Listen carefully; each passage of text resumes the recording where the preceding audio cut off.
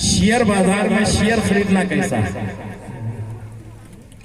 नहमदुहु व नसल्ली अला रसूलिल करीम अम्मा बाद।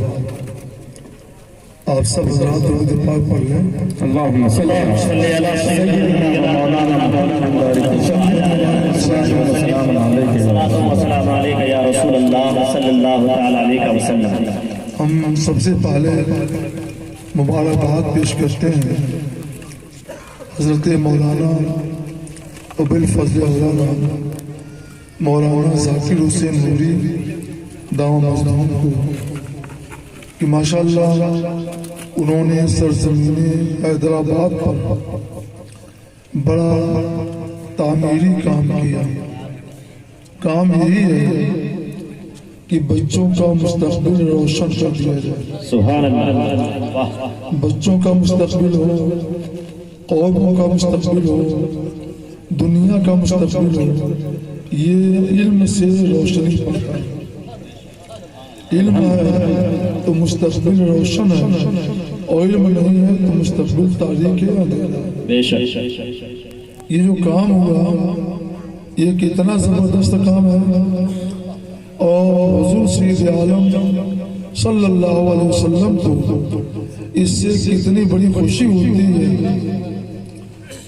एक हदीस पाक से इसका अंदाज़ा लगाइए। मुस्लिम शरीफ की हदीस है, हज़रत फारूक आज़म रज़ियल्लाहु ताला अन्हु के आदि खिलाफत का वाक़या।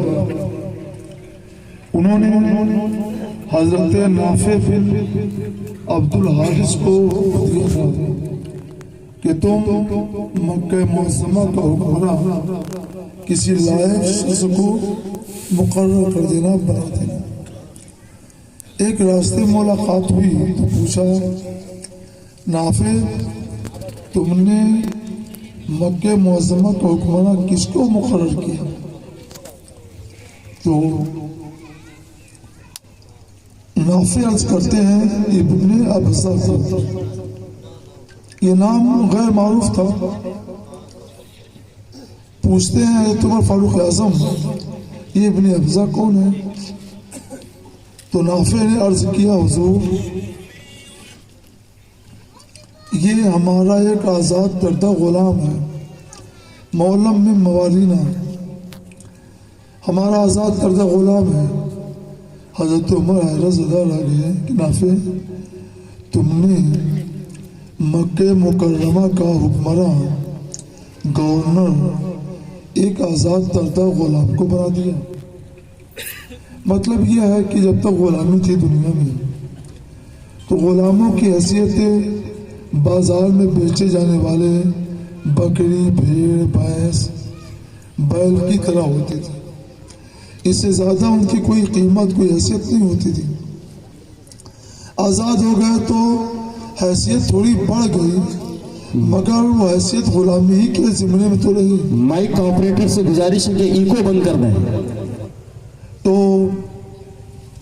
इसलिए तुम्हारा फारूक आज़म ने फरमाया कि हुक्मरान भी बनाया, गवर्नर भी बनाया, तो एक आज़ाद करदा गुलाम को बना दिया। ये कौन सी बात रही, ऐसा क्यों किया? तो हज़रत नाफे अर्ज करते हैं, हुजूर इन्नहु क़ारिउन लिकिताबिल्लाह व आलिमुन बिस्सुन्नाह। सुभान अल्लाह, सुभान अल्लाह। मैं ये सुनाना चाहता था आपको। हज़रत नाफे ने अर्ज किया, हुजूर ये इब्ने अबज़ा कोई मामूली आदमी नहीं है, ये किताबुल्लाह का कारी है और सुन्नत रसूलुल्लाह का आलिम है। सुभान अल्लाह। उस ज़माने में जो किताबुल्लाह का कारी होता था वो हाफ़िज़ कुरान भी होता था और कुरान के मानी और मतलब समझता था, उससे अहकाम निकालता था। उसकी नज़र कुरान पर बड़ी गहरी हुआ करती थी। और सुन्नत रसूलुल्लाह का आलिम हो तो उसकी नज़र सुन्नत रसूलुल्लाह पर भी गहरी हुई। तो बताना ये था कि हुजूर ये किताबुल्लाह का हाफिज़ है, किताबुल्लाह का कारी है, किताबुल्लाह का आलिम है, तो यही तो इस लायक है कि इसको मक्के मुअज़्ज़मा का हुक्मरान बनाया जाए। یہ سن کر حضرت عمر فاروق اعظم خوش ہو گئے، ان کے دل کی باتیں کھل گئیں۔ فرماتے ہیں نافع سنو، میں نے سنا تھا مصطفیٰ جان رحمت صلی اللہ علیہ وسلم سے، ان اللہ یرفع بہذا الکتاب اقواما ویضع بہ آخرین، اللہ اس کتاب کی وجہ سے، قرآن مقدس کی وجہ سے بہت سے لوگوں کے مرتبے بلند کر دے گا اور بہت سے لوگوں کے مرتبے گھٹا دے گا۔ یہ کوئی 20 سال پہلے کی بات ہوگی کہ مصطفیٰ جان رحمت نے فرمائی تھی، اور آج میں اس کی صداقت اپنی آنکھوں سے محسوس کر رہا ہوں کہ وہ غلام جس کا سماج میں کوئی مقام نہیں تھا، معاشرے میں جیسی کوئی حیثیت نہیں تھی، کتاب اللہ کے علم کی وجہ سے اس کا مرتبہ اتنا بلند ہو گیا کہ وہ مکہ معظمہ جیسے شہر کے روسا کا، سرداروں کا، اشراف کا حکمراں ہو گیا، اور اشراف قریش جن کی سخاوت کا، شجاعت کا، بہادری کا سکہ چار داغ عالم میں چلتا تھا، شہرا تھا، آج کتاب اللہ کے علم کی کمی کی وجہ سے ان کا مرتبہ پست ہو گیا اور ایک آزاد کردہ غلام کو محکوم ہو گئے۔ سچ فرمایا تھا مصطفیٰ جان رحمت صلی اللہ علیہ وسلم نے کہ اللہ تعالیٰ اس کتاب کی وجہ سے بہتوں کے مرتبے بلند کر دے گا اور بہتوں کے مرتبے گھٹا دے گا۔ تو میں دیکھ رہا ہوں کہ جس غلام کا سماج میں کوئی مقام نہیں تھا، اس کا مرتبہ کتاب اللہ کے علم کی وجہ سے بلند ہو گیا، اور جن کی حیثیت بہت اونچی تھی، کتاب اللہ کے علم کی کمی کی وجہ سے ان کا مرتبہ پست ہو گیا۔ اس سے آپ اندازہ لگا سکتے ہیں کہ کتاب و سنت کا علم کتنا زبردست علم ہے۔ ہمارے جامعہ طیبۃ الرضا میں کتاب اللہ کا درس دیا جاتا ہے، حافظ قرآن بنایا جاتا ہے، قاری قرآن بنایا جاتا ہے، فقیہ دین بنایا جاتا ہے، کتاب اللہ حدیث رسول اللہ کے سمجھنے کا سلیقہ اور شعور عطا کیا جاتا ہے۔ یہ شعور وہ ہے کہ مصطفیٰ جان رحمت صلی اللہ علیہ وسلم جب دنیا میں تشریف لائے، ہر طرف علم کے لحاظ سے اندھیرا تھا، دنیا میں علم نہیں تھا، علم کی روشنی نہیں تھی، جاہلیت تھی، اندھیرا تھا، تاریکی تھی، مگر مصطفیٰ جان رحمت صلی اللہ علیہ وسلم نے علم کا اجالا پھیلایا تو ہر طرف دنیا کے اندر ہر طرف امن پھیل گیا، امان پھیل گیا، اور لوگ چین کی نیند سونے لگے۔ یہ علم کی برکت ہے، علم کی دین ہے۔ اس لیے ہمارے حضرت مولانا ذاکر حسین نوری صاحب نے جامعہ طیبۃ الرضا قائم کر کے جو کام کیا ہے اور جو کام کر رہے ہیں، یہ اپنی جگہ پر جتنا بھی دیکھنے میں کم صحیح، مگر حقیقت میں یہ کام پہاڑ سے بھی زیادہ مضبوط اور آسمان سے بھی سبحان اللہ، سبحان اللہ، نعرہ تکبیر۔ قوموں کا مستقبل سنوار رہے ہیں، بچوں کا مستقبل سنوار رہے ہیں، اپنے مستقبل کو روشن و تابناک بنا رہے ہیں۔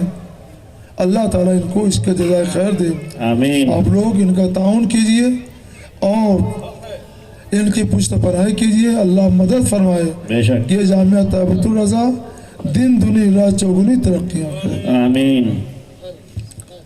اب میں آپ لوگوں کے کچھ مسائل سنتا ہوں اور انشاءاللہ کوشش کروں گا کہ قرآن اور حدیث کی روشنی میں ان کے جوابات فقہ حنفی کے مطابق عرض کروں۔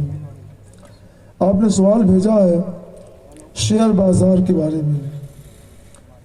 شیئر بازار کے بارے میں ہمارے علماء کا فیصلہ یہی ہے کہ اس سے بچا جائے، لہذا اس سے بچیے۔ ہم سے لوگ پوچھتے ہیں کیا بات ہے، وجہ کیا ہے، کیوں بچنے کا حکم ہے؟ تو دیکھیے، شیئر بازار میں دو طرح کے شیئر چلتے ہیں۔ ایک ایکویٹی شیئر، اس کا مطلب یہ ہوتا ہے کہ جو لوگ ایکویٹی شیئر میں شیئر ہولڈر بنتے ہیں وہ کمپنی کے نفع میں بھی شریک ہوتے ہیں اور نقصان میں بھی شریک ہوتے ہیں.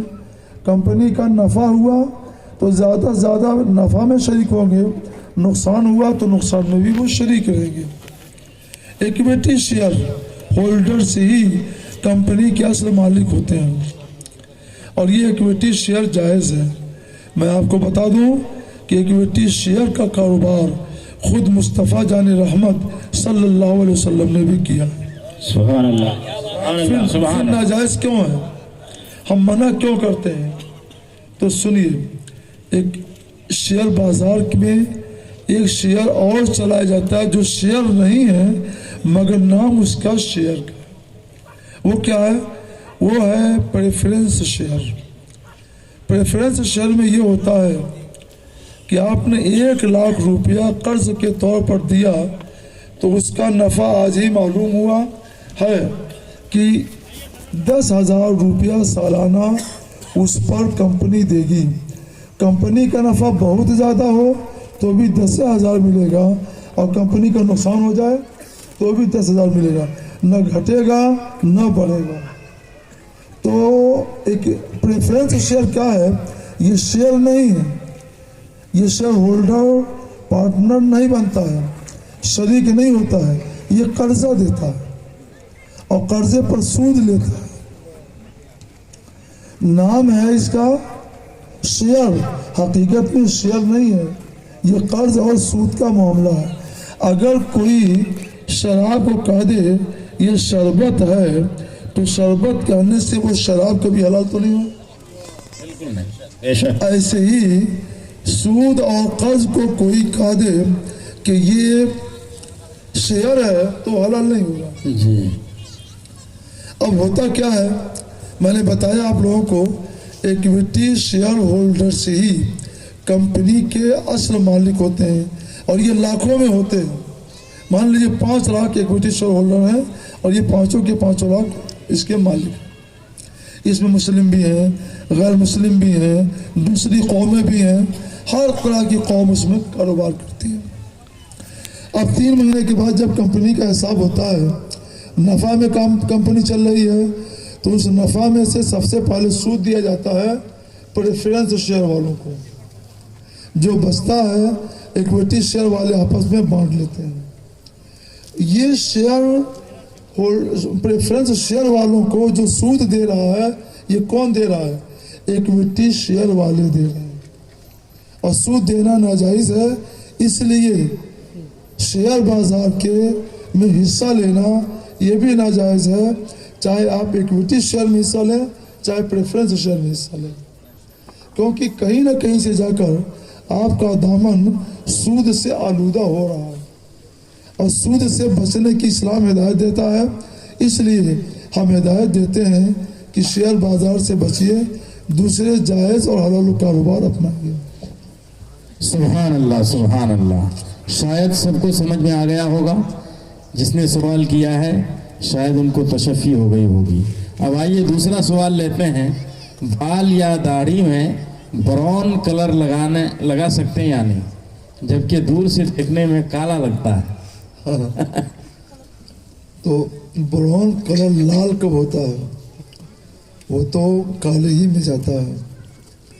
ہمارے مصطفیٰ جان رحمت صلی اللہ علیہ وسلم نے یہ آسانی دی ہے کہ داڑھی کے بال سفید ہو جائیں تو مہندی کے رنگ سے لال کر لیا جائے، مگر کالا کرنا، براؤن کلر کرنا اس کی اجازت نہیں ہے. اس لیے براؤن کلر سے بچیے اور مہندی کلر کو استعمال کیجیے. ماشاء اللہ سبحان اللہ. تیسرا سوال ہے حضرت، کسی نے پوچھا اگر کوئی موبائل میں آیت سجدہ سنے تو کیا اس پر سجدہ واجب ہوگا؟ پھر پڑھیے. اگر موبائل میں کوئی قرآن سن رہا ہے اور کوئی آیت سجدہ آ جائے. اچھا موبائل میں قرآن پاک لوڈ ہے.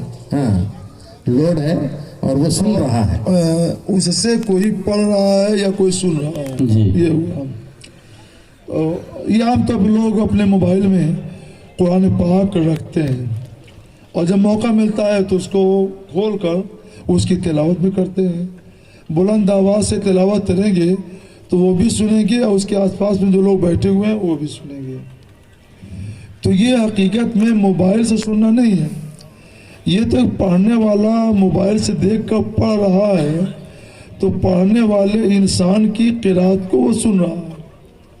مگر سوال یہ ہے کہ اگر موبائل میں آڈیو ہے, آڈیو, ہاں, اور وہ سن رہا ہے تو اچھا خیر, یہ درجہ بدرجہ ہر ایک کو پہلے سمجھ لیجیے. ہم نے یا آپ نے قرآن پاک موبائل میں دیکھ کر پڑھا تو آپ نے پڑھا آیت سجدہ تو سجدہ تلاوت تو واجب ہے. آس پاس کے لوگوں نے سنا تو ان پر بھی سیدھے تلاوت واجب ہو جائے گا. یہ تو تلاوت اور قرات کا حق ہوا.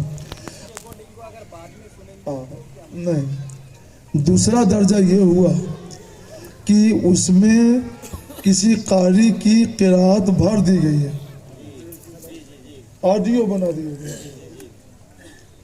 اور وہ محفوظ ہے اور کبھی کبھی اس کو کھول کر کے سنتے ہیں تو اس پہ سجدہ تلاوت نہیں ہے.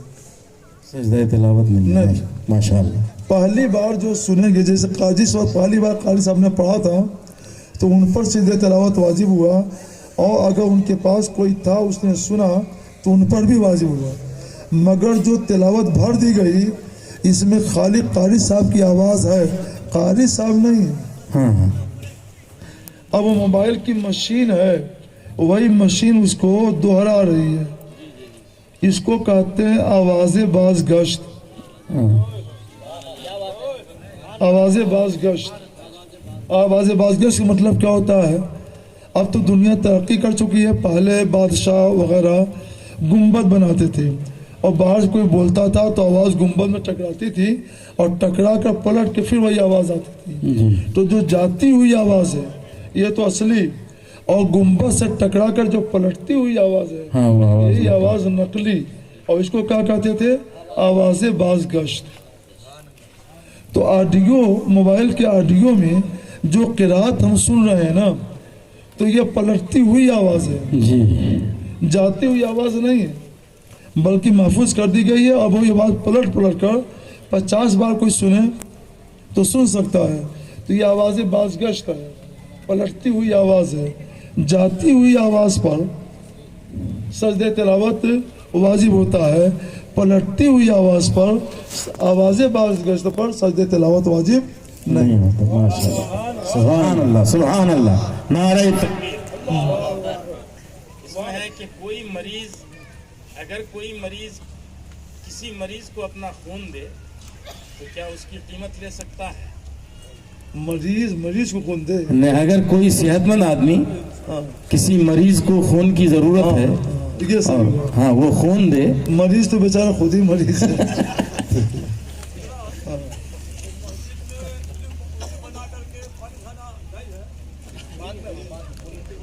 بعد میں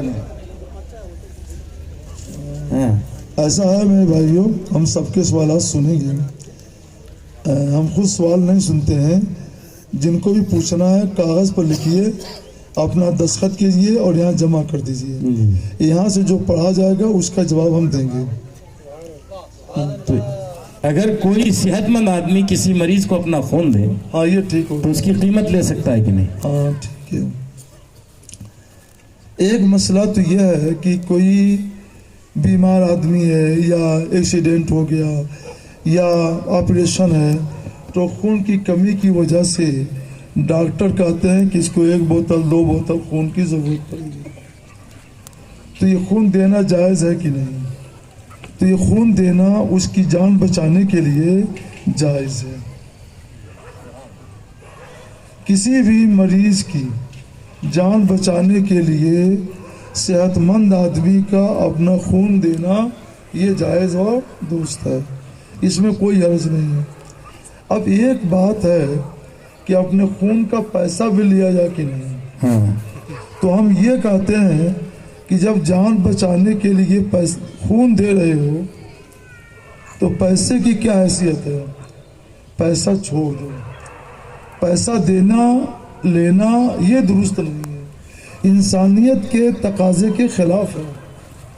ایک آدمی کی جان جا رہی ہے اور آپ کو پیسے کی سوجی ہوئی ہے، تو خون بیچنا جائز نہیں ہے، اچھا ماشاءاللہ، خریدنا جائز نہیں ہے۔ کسی کو خون کی ضرورت ہے تو فری میں اور مفت میں اس کی خدمت کی جائے۔ سبحان اللہ، سبحان اللہ۔ اور اگر بلڈ ایک بینک بوتل کی ضرورت ہے، 2 بوتل کے لوگ کھڑے ہو جائیں، 4 بوتل کے لیے کھڑے ہو جائیں۔ آخر انسانی ہمدردی کیا رہی اگر ہم اس کو بیچے اس کا پیسہ لیں؟ اگر بلڈ بینک سے لے رہے ہیں تو ہاں بلڈ بینک والے تو لیتے ہیں، تو ان سے تو لے سکتے ہیں، وہ تو مجبوری ہے۔ اچھا، وہ لوگ تو علاج کرتے ہیں تو اسے پیسہ لیتے ہیں۔ یہ عام انسانی رشتے کی بات میں کر رہا ہوں کہ ہم جس سماج میں جی رہے ہیں، جس سماج میں ہم سانس لے رہے ہیں، ہم اس سماج کو سدھارنے والے ہیں، ہم اس سماج کو یہ ہدایت دے رہے ہیں، آپ کو جب خون دینے کی باری آئی کسی کی جان بچانے کے لیے تو آپ پیسہ مت لیں۔ ماشاءاللہ۔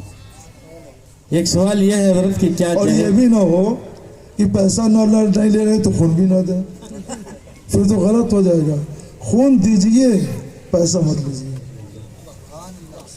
حضرت ایک سوال آپ کی خدمت میں یہ ہے، کیا جہیز کا مطالبہ کرنا درست ہے؟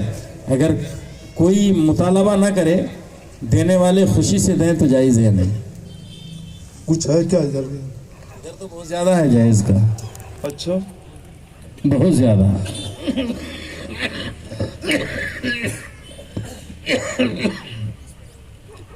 جہیز کیا چیز ہے؟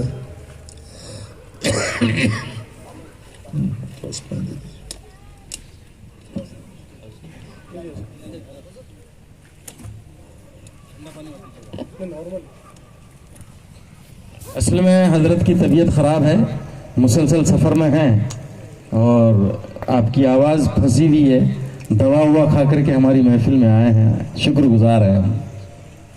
الحمدللہ جی، سوالین کھا رہے ہیں اور اسی سے کام چلا رہے ہیں۔ اللہ آپ کو صحت دے، آپ کی ضرورت ہے۔ ہم جہیز پر تھوڑی سی گفتگو کریں گے، تھوڑی سی تفصیل سے، آپ لوگ غور سے سنیے۔ جہیز ہے کیا چیز؟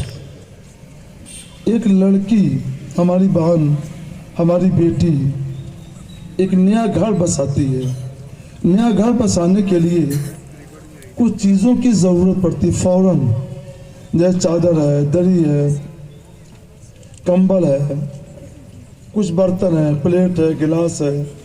جن چیزوں کی فوراً گھر بسانے کے لیے ضرورت پڑتی ہے انہی چیزوں کو جہیز کہا جاتا ہے۔ گاڑی کا نام جہیز نہیں ہے، پیسے کا نام جہیز نہیں ہے، 2 ویلر کا نام جہیز نہیں، 4 ویلر کا نام جہیز نہیں۔ تو یہ جو لوگ فرمائشیں کرتے ہیں کہ یہ چاہیے، یہ چاہیے، یا کسی سے اشارہ کرا دیتے ہیں کہ کہہ دو کہ یہ ہونا چاہیے، اور اگر یہ نہیں ہوتا ہے تو شادی نہیں کرتے ہیں، یہ حرام ہے۔ امام احمد رضا، اعلیٰ حضرت امام احمد رضا رضی اللہ تعالیٰ عنہ نے فتاوی رضویہ جلد 5 میں تحقیق کی ہے کہ یہ جہیز نہیں، یہ رشوت ہے۔ اور رشوت کے بارے میں ہمارے رسول نے کیا فرمایا؟ الراشی والمرتشی فی النار، رشوت دینے والا بھی جہنمی اور رشوت لینے والا بھی جہنمی۔ لہذا جہیز کی رسم کو ختم کیا جائے۔ اچھا، اس جہیز کی رسم کی وجہ سے ہمارے سماج پر اثر کیا پڑا کہ ہماری بچیاں، ہماری بہنیں جن کی شادی 20-22 سال میں ہو جانی چاہیے، 30 سال تک گھروں میں بیٹھی رہتی ہیں، 35 سال، ہمیں رپورٹ آتی رہتی ہے 40 سال تک، 45 سال تک لڑکیاں پڑی رہ جاتی ہیں۔ یہ ہمیں دارالفتہ میں ہر طرح کی رپورٹیں آتی رہتی ہیں، اس لیے ہمیں سب معلوم ہے کہ اتنی ڈپریشن کی شکار ہو جاتی ہیں جو اپنی عزت کی پرواہ کرتی ہیں، اور اگر انہوں نے اپنے قدم آگے بڑھائے تو معاشرے میں، سماج میں گندگی پھیلتی ہے اور برائی پھیلتی ہے، اور اس طرح سے ہمارا سماج دن بدن اوپر جانے کے بجائے نیچے آ رہا ہے، پستی میں آ رہا ہے۔ آپ سوچیں، غور کریں تھوڑی دیر کے لیے کہ سماج میں کل یہ برائی تو نہیں تھی؟ جب ہمارے پرکھے تھے، بوڑھے لوگ تھے، بزرگ لوگ تھے، اس وقت تو یہ برائی نہیں تھی. 100 سال پہلے تو برائی نہیں پائی جا رہی تھی. 100 سال کے اندر ہی دھیرے دھیرے برائی کیوں بڑھ رہی ہے اور بڑھتی جائے گی؟ وجہ کیا ہے؟ تو وجہ یہی ہے کہ کل جہیز کی رسم اس طور پہ لازمی نہیں کی گئی تھی، اور آج جہیز کی رسم کو لازمی کر دیا گیا. جس کے پاس اللہ نے پیسہ دیا ہے تو وہ دے دیتا ہے، شادی کر دیتا ہے، اور جس کے پاس نہیں ہے تو یا تو بہت ہی معمولی انداز کی شادی ہوتی ہے، یا پھر اس کی بچیاں اپنے گھروں میں پڑی رہ جاتی ہیں اور ان کا کوئی پوچھنے والا نہیں ہوتا ہے، اس کا دل اندر سے کوڑتا رہتا ہے. یہ پورے سماج کا حال ہے. ہر طرف میں جہاں جا رہا ہوں وہاں پہ ہم کو یہ شکایت مل رہی ہے. اچھا تھوڑی دیر کے لیے آپ غور کیجئے کہ آخر یہ جہیز کی رسم آئی کیوں، اس کی وجہ کیا ہے؟ تو یہ ایک چیز غور سے سمجھنے اور سمجھنے کی ہے. اس میں ہمارا آپ کا سب کا قصور ہے. وہ قصور یہ ہے کہ ہم نے بچیوں کو، بہنوں کو، پھوپھیوں کو میراث سے ترکے سے حصہ دینا چھوڑ دیا. حضرت عبداللہ بن مسعود رضی اللہ تعالیٰ عنہ جو صحابی رسول ہیں، ان کے ایک دوست آئے، کوئی گناہ کام کسی کو کرتے ہوئے دیکھا تو کہتے ہیں حضرت قیامت آ گئی، یعنی لوگ گناہ کر رہے ہیں، قیامت آ گئی. تو اٹھ کے ٹیڑھے بیٹھے تھے، سیدھے بیٹھ گئے. نہیں لا تقم الساعہ، قیامت نہیں قائم ہوگی جب تک کہ میراث کی تقسیم بند نہ کر دی جائے. ابھی تو میراث کی تقسیم چالو ہے، میراث کی تقسیم ہو رہی ہے، لیکن میں کہتا ہوں کہ اب تو قیامت قریب آ گئی ہے، کیونکہ اس زمانے سے میراث کی تقسیم کا دروازہ بندیوں کے لیے بند کر دیا گیا ہے. پھوپھیوں کو حصہ نہیں دیا جاتا، بہنوں کو حصہ نہیں دیا جاتا، بچیوں کو حصہ نہیں دیا جاتا. تو یہ تو میراث کا دروازہ بند کر دیا گیا، میراث کی تقسیم روک دی گئی. جب میراث کی تقسیم روک دی جائے گی تو لوگ سوچیں گے کہ لڑکی آئے گی تو اس کے میراث سے، گھر سے تو کچھ ملنا نہیں ہے، تو لاؤ ابھی جہیز کے نام پر وصول کر لیں. اس طور پر جہیز کی لعنت بڑھی، اور جب جہیز کی لعنت بڑھی تو سماج میں شادی دشوار اور مشکل ہو گئی، اور برائیاں آسان ہو گئی. برائیاں آسان ہو گئی اور شادی جو ہے، جو آسان ہونا چاہیے تھا، وہ مشکل ہو گئی. اس لیے برائیاں بڑھ گئی، اور آج ہمارا پورا سماج گندگی سے سسک رہا ہے اور کرا رہا ہے. اگر میرے دوستوں، میرے بھائیوں اور بزرگوں، آپ چاہتے ہو کہ قیامت کی جو مصیبت ہمارے سر پہ آ رہی ہے، یہ مصیبت رکی رہ جائے، اوپر چلی جائے، قیامت ابھی دور رہے، ہمارے سر پہ نہ آئے، ہمارا سماج صحیح ہو جائے اور گندگی سے پاک ہو جائے، تو ضرورت ہے کہ آپ اپنی پھوپھیوں کو حصہ دیجیے، اپنی بہنوں کو حصہ دیجیے، اپنی بیٹیوں کو حصہ دیجیے. حصہ دینا شروع کر دیجیے گا تو جہیز کی رسم دھیرے دھیرے خود ہی رفع چکر ہو جائے گی. اور جب جہیز کی رسم چلی جائے گی تو بچیوں کی شادی خود بخود شروع ہو جائے گی. 20-22 سال تو بہت بات ہے، اور پہلے ہی لوگ شادیاں کرنے لگیں گے اور شادیاں شروع ہو جائیں گی. سماج سکون کی نیند سوئے گا، چین کی نیند سوئے گا، گندگی سے ہمارا سماج پاک ہو جائے گا. ایک مختصر سی ضروری گفتگو کرنی تھی، اور یہ گفتگو سب کے لیے ہے. ہم سب کے لیے یہ پیغام دیتے ہیں کہ آپ لوگ اپنی پھوپھیوں کو میراث سے، مال سے حصہ دیجیے، بہنوں کو حصہ دیجیے، بیٹیوں کو حصہ دیجیے. جہیز کی لعنت سے دروازہ بند کر دیجیے. یہ لعنت بند ہو گئی تو نکاح آسان ہو جائے گا اور برائی یہ دشوار ہو جائے گی.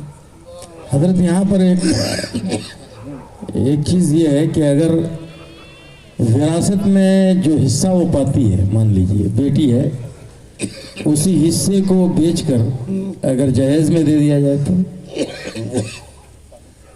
وہ حصہ کیسے بیچیں گے؟ باپ اپنی زندگی میں کیا اس کا حصہ نکال کے فارغ نہیں کر سکتا؟ یہ ہو سکتا ہے کہ مثلاً 4 بھائی ہیں، ایک بیٹی ہے، 4 لڑکے ہیں، ایک لڑکی ہے، تو 5 حصوں میں مال بانٹ دیا جائے.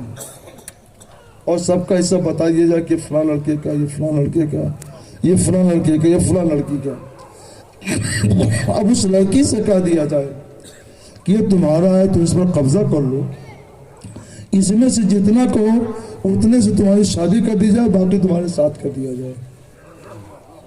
سبحان اللہ، یہ درست ہے۔ یہ درست ہے۔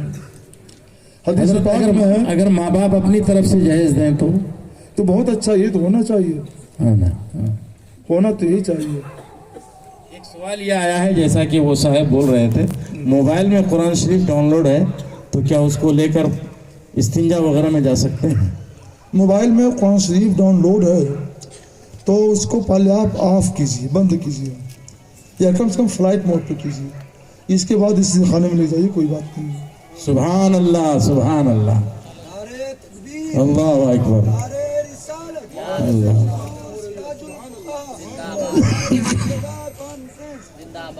یہ ہیوی ڈپازٹ پر مکان حاصل کرنا درست ہے یا نہیں؟ پھر بتائیے ہیوی ڈپازٹ کیا ہے؟ یعنی زیادہ رقم دے کر کسی، ابھی مکان بنا نہیں ہے نا، بن رہا ہے، ڈپازٹ کر دیے، یہ الگ چیز ہوئی۔ اچھا، رہن پہ، ہاں ہاں۔ ہیوی ڈپازٹ کا مطلب یہ ہوا، میں نے سمجھ لیا کہ 5 لاکھ 10 لاکھ کسی کو دے دیتے ہیں قرضے کے طور پر، اور اس کا مکان رہن کے طور پر، گروی کے طور پر لے لیتے ہیں، اور اس مکان کو کرائے پر رکھ دیتے ہیں، خود استعمال کرتے ہیں یا کرائے پر؟ ہاں، اور جب وہ مثلا 10 لاکھ روپے مقروض واپس کرے گا قرض دار، تو یہ مکان اس کو واپس ہو جائے گا۔ اس 10 سال میں مثلا یہ رہ کر کے یا کرائے پر دے کر کے فائدہ اٹھاتا ہے۔ تو قرض دے کر مکان لینا اور مکان سے فائدہ اٹھانا، یہ بھی سود ہے۔ حدیث پاک میں ہے کہ رسول اللہ صلی اللہ علیہ وسلم نے فرمایا، کلو قرض جر نفعا فہو ربا، قرض کی وجہ سے جو نفع لیا جائے، فائدہ لیا جائے، وہ سود ہے، اسے میں یہ آتا ہے، یہ ناجائز ہے۔ اس سے بچنے کے لیے لوگوں نے ایک ترکیب نکالی، وہ بھی میرے پاس آئی، کہ وہ جو مکان لیتے ہیں نا، تو وہ مکان کرائے پر بعد میں کر لیتے ہیں۔ چلو ہم نے مکان لے لیا، اور یہ مکان جو ہے مثلا 100 روپیہ کرائے پر ہے، ہم تم کو 100 روپیہ کرایہ دیتے رہیں گے، یہ بھی جائز نہیں ہے۔ لیکن عام طور پہ بڑے بڑے شہروں میں لوگ اس میں مبتلا ہو گئے، پھنس گئے، تو بچنے کی صورت کوئی ہے کہ نہیں؟ تو ہم بچنے کی صورت آپ لوگوں کو بتلاتے ہیں، بائی پاس اس کو سمجھ لیجئے۔ جو کام آپ اس طور پہ کر رہے ہیں اس کو پلٹ کے کرنا پڑے گا، یعنی پہلے آپ مکان والے سے کہیے کہ اپنا مکان مجھے 100 روپے کرائے پر دے دو، لے لیا آپ نے، یہ جائز حلال ہے۔ اب اس کے بعد اس کو مثلا 5 لاکھ روپے کی ضرورت ہے قرض کے طور پر، 5 لاکھ روپے سے قرض کے طور پر دے دیجئے 5 سال کے لیے، 5 سال کے بعد واپس کر دیں۔ تو مکان جب تک آپ کے پاس رہے گا 100 روپے مہینہ آپ کو دینا پڑے گا، اور اس کے پاس جب تک وہ 5 لاکھ روپے رہیں گے وہ روپیز کو واپس کرنے پڑیں گے۔ یہ دونوں صورتیں جائز ہیں، اس میں کوئی حرج نہیں۔ حضرت اگر کوئی ایسا کرے، جیسا کہ اکثر ہمارے پاس یہ مسائل آتے رہتے ہیں، آج کل شہروں میں پریشانی یہ آ گئی کہ بعض لوگوں کے پاس پیسہ بہت ہے، گھر نہیں ہے، اور ان کو شہر میں رہنا ہے، اور بعض لوگ ایسے ہیں جن کے پاس گھر تو ہے، پیسہ ہی نہیں ہے۔ تو یعنی پیسے والا گھر کا محتاج اور گھر والا پیسے کا محتاج۔ اگر پیسے والا صرف پیسہ کو لے کے رہے تو رہے گا کہاں؟ اس کے پاس گھر نہیں ہے اور بنا بھی نہیں سکتا وہ اتنی جلدی میں، تو وہ اپنے پیسے کو زیادہ، جیسے 10,000 20,000 کرایہ ہے مکان کا، اسی مکان کو 10 لاکھ روپے دے کر کے 5 سال کے لیے یا 1 سال کے لیے لکھ لیتا ہے، لکھا پڑھی ہوتی ہے، وہ ایگریمنٹ ہوتا ہے، تو ایگریمنٹ میں تو یہ مشکل ہے نا کہ پہلے کرایہ نامہ لگایا جائے پھر اس کے بعد اس کو قرضہ دیا جائے، ہے نا؟ پھر اس کو بتائیے. جیسا کہ میرے پاس مان لیجیے پیسے ہیں اور دوسرے کے پاس مکان ہے تو لکھا پڑھی ہوتی ہے. ٹھیک ہے. تو لکھا پڑھی پہلے ہوتی ہے کہ اتنے پیسے میں تمہارا مکان میں لے رہا ہوں، میں کرایہ نہیں دوں گا اتنے سال تک، یعنی جب تک تو میرا پیسہ واپس نہیں کرے گا. اب وہاں پر ایک صورت یہ نکالی جاتی ہے کہ ٹھیک ہے آپ کو بطور قرض میں 2 لاکھ یا 10 لاکھ دیتا ہوں اور 20,000 کا مکان ہے تو 2,000 روپے میں کرایہ مہینہ دیتا رہوں گا، اور جب آپ پورا پیسہ واپس کر دیں گے یا تو میں مکان خالی کر دوں گا یا پھر جتنا کرایہ ہوگا اس گھر کا اس وقت اتنا کرایہ بھرنے لگوں گا. یہ ہیوی ڈپازٹ کی ضرورت نہیں بن رہی ہے. ہاں ہیوی ڈپازٹ نہیں ہے، یہ الگ کوئی کاروبار ہے. جی جی یہ اللہ سے لکھ کے میرے پاس آنا چاہیے، ہاں پھر میں اس میں غور کر کے انشاءاللہ بتلا دوں گا. انشاءاللہ تعالی. یہ الگ کاروبار ہے. یہ الگ ابھی یہ کاروبار چلا ہے حیدرآباد میں یہ کہ ڈپازٹ جن کے پاس پیسہ ہے وہ مکان بنا کر کے ہے نا یا تو بیچ رہے ہیں یا اس کو اس طرح جو میں بتایا ایگریمنٹ کر کے لے رہے ہیں. یہ ڈپازٹ کی صورت ہے، ابھی ڈپازٹ نہیں ہے. جی. یہ الگ ہے وہ الگ ہے، اس کو اللہ سے پوچھنا چاہیے. ایک سوال یہ ہے کہ موبائل کی اسکرین پر قرآن کی آیت ہو تو بغیر وضو کے ہاتھ لگا سکتے یا نہیں؟ ہاں اچھا سوال ہے. موبائل آن کر دیا اور اسکرین پر قرآن شریف کہتے ہیں تو بہتر تو یہی ہے کہ وضو بنا کر کے ہی اس پر ہاتھ لگایا جائے. لیکن وضو نہیں ہے اور کوئی ورق پڑھنا چاہتا ہے یا اور ورق الٹنا چاہتا ہے تو الٹ سکتا ہے، ناجائز نہیں ہے. ماشاءاللہ سبحان اللہ. ضرورت کے مطابق مسجد میں جمعہ کی 2 جماعت قائم کر سکتے ہیں کیا؟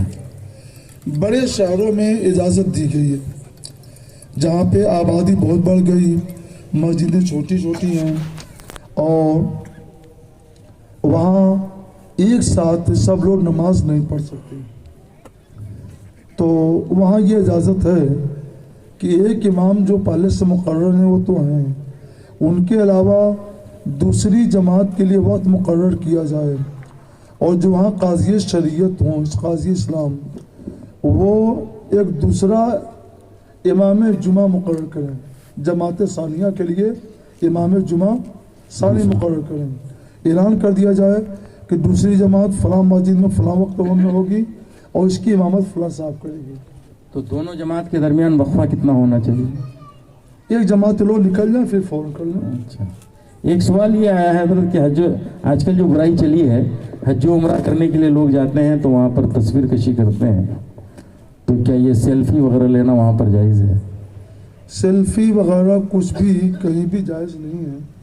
فیشن کے طور پر تو کہیں ہم اجازت نہیں دیتے ہیں، اور شرعی حاجت ہو، ثبوت کی ضرورت ہو تو جہاں ثبوت کی ضرورت ہوتی ہے وہاں اجازت دی جاتی ہے، اور جہاں ثبوت کی ضرورت نہیں، مثلا اپنے آدمی اپنے گھر میں ہے اور اپنے گھر میں یا دریا کنارے جا کر سیلفی لے رہا ہے، وہ صرف ایک فیشن، اس کی کوئی صورت وہاں ثبوت کی کوئی ضرورت نہیں ہے، تو ہم اس کی اجازت نہیں دیتے.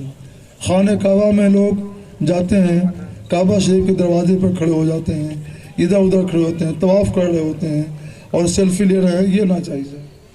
وہاں ثبوت کی کوئی ضرورت نہیں ہے. اور اگر کوئی ثبوت رکھنا چاہتا ہے؟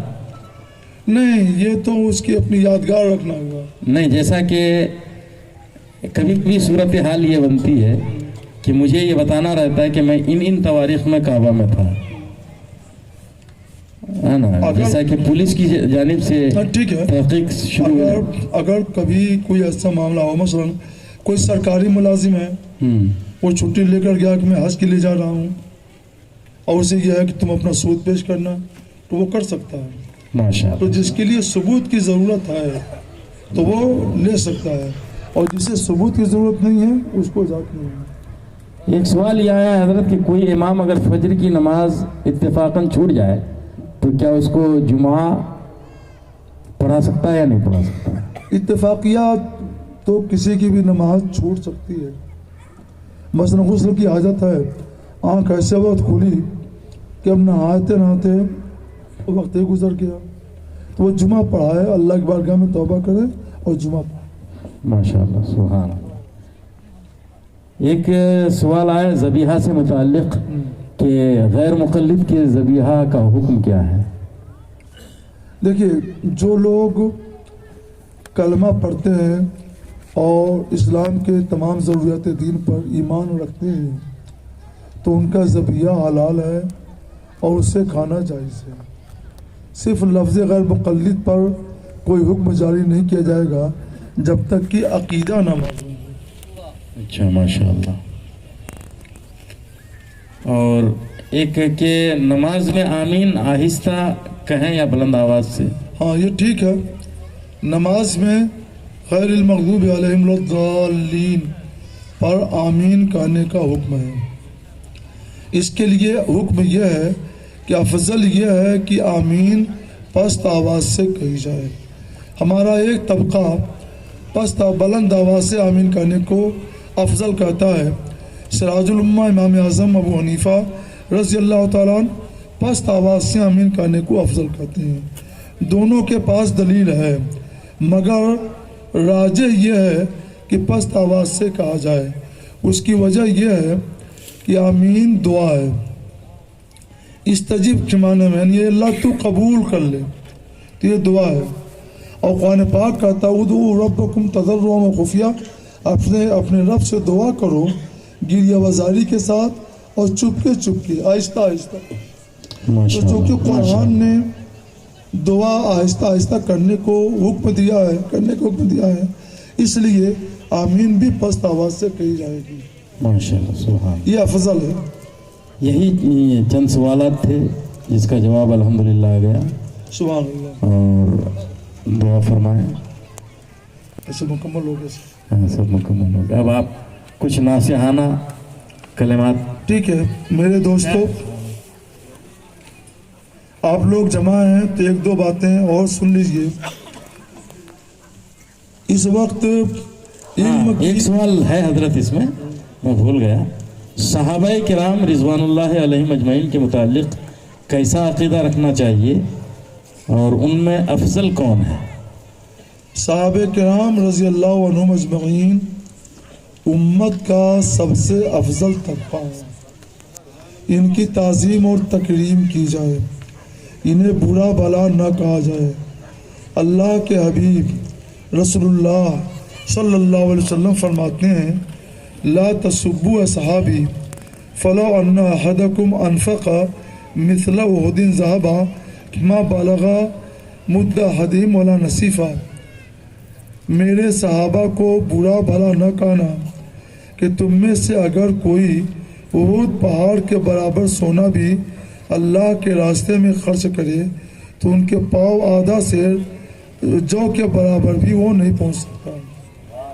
تو ان کی شان میں بے ادبی نہ ہو، تعظیم اور توقیر کے ساتھ ان کا نام لینا چاہیے۔ صحابہ میں دو طبقے ہیں، ایک ہجرت سے، ایک وہ لوگ جو ہجرت کر کے آئے ان کو مہاجرین کہتے ہیں، اور دوسرے وہ لوگ جو ہجرت کیے بغیر وہیں رہ گئے، یعنی انصار رضی اللہ عنہ اجمعین۔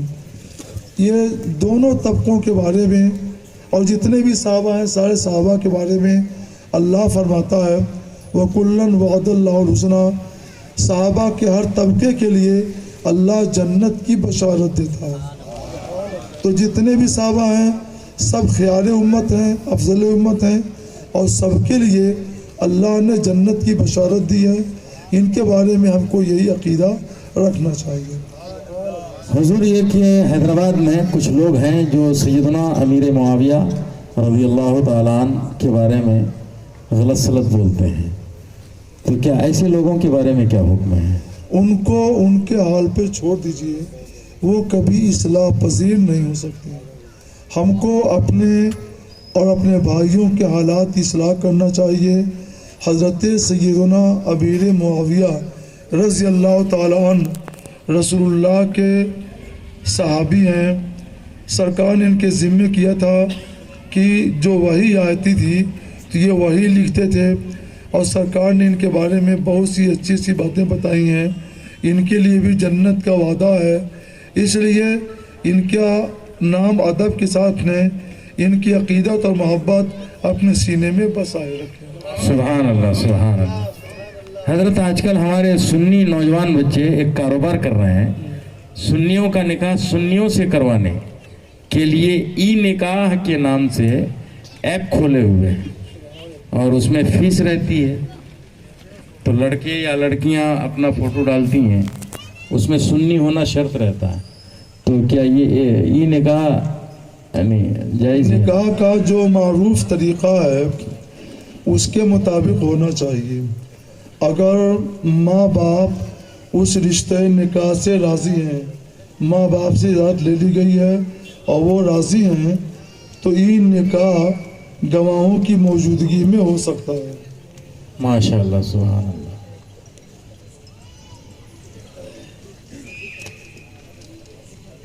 اچھا، اگر ای سروس فری کیا جائے تو جی ای سروس یعنی کیسا ہے یہ کہ اب شہروں میں ایک دوسرے کے گھر کے حالات تو معلوم ہوتے نہیں، تو لڑکی والے اپنا فوٹو ڈالتے ہیں، لڑکا والے لڑکی کا فوٹو ڈالتے ہیں، بیچ میں ایک بایو ڈاٹا ڈالتے ہیں، اور ایک آدمی فری سروس کر رہا ہے، یعنی لڑکا کو لڑکی سے ملاتا ہے ماں باپ کی اجازت کے ساتھ، تو یہ جائز ہوگا نہیں؟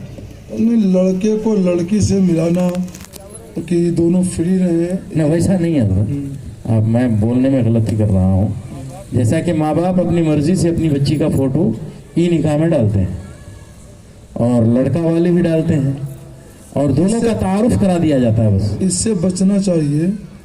نام کا، عمر کا، شکل و صورت کا اعلان کر دیا جائے اور یہ بتا دیا جائے جس کو یہ رشتہ پسند ہو وہ اپنے گھر کی عورتوں کو بھیج کر کے دکھلا لے، وہی صورت اگر ہوتی ان کو ہے، پسند ہو۔ خالی تعارف کرایا جاتا ہے، نہیں، فوٹو نہیں دیں گے اس میں، فوٹو نہیں دیں، نہیں، فوٹو نہیں ہونا چاہیے، فوٹو نہیں ہونا چاہیے، بس نام، عمر، تعلیمی لیاقت، شکل صورت، قد کی لمبائی یہ دے دیا جائے، اچھا نام دے دیا جائے، پتہ دے دیا جائے، صورت نہ دی جائے، فوٹو نہ دیا جائے۔ اب کسی کو رشتہ پسند ہے تو وہ رابطہ کر لے اور اس کے گھر کی عورتیں جا کر وہاں پہ دیکھ لیں، اگر گھر کی عورتیں بھی پسند کر لیتی ہیں تو ایک مرتبہ لڑکا لڑکی کو 1 منٹ کے لیے دیکھ سکتا ہے۔ سبحان اللہ۔ وقت ہو گیا پرمیشن کے مطابق، اب اور کوئی سوال نہیں ہوگا، کیونکہ ہم پولیس کو بولے ہیں کہ ہم آپ کے کال کے مطابق آنا رہیں گے۔ کھڑے ہو جائیں، صلاۃ و سلام علیہ۔